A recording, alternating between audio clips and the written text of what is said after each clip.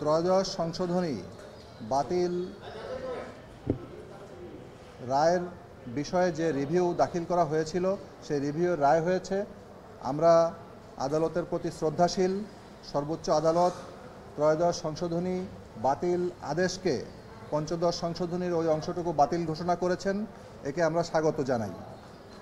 পাশাপাশি আমরা বলতে চাই যে ত্রয়োদশ সংশোধনীতে তত্ত্বাবধায়ক সরকার গঠন বিষয়ে যে বিধানগুলো প্রণীত ছিল সেই বিধানগুলো পরবর্তীতে আমরা নতুন সংসদে সংবিধান সংস্কার সভা গঠিত হলে সেখানে জুলাই সনদ জাতীয় সনদের যে প্রস্তাব সেই প্রস্তাব অনুযায়ী আমরা তত্ত্বাবধায়ক সরকার গঠনের বিধানগুলো প্রণয়ন করব ইনশাআল্লাহ।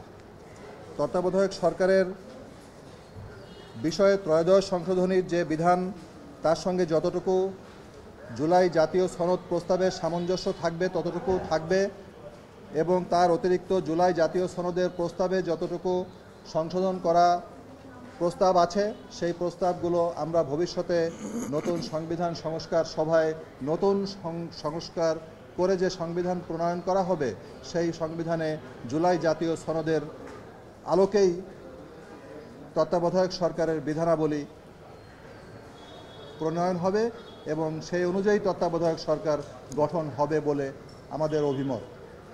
ধন্যবাদ আপনাদেরকে।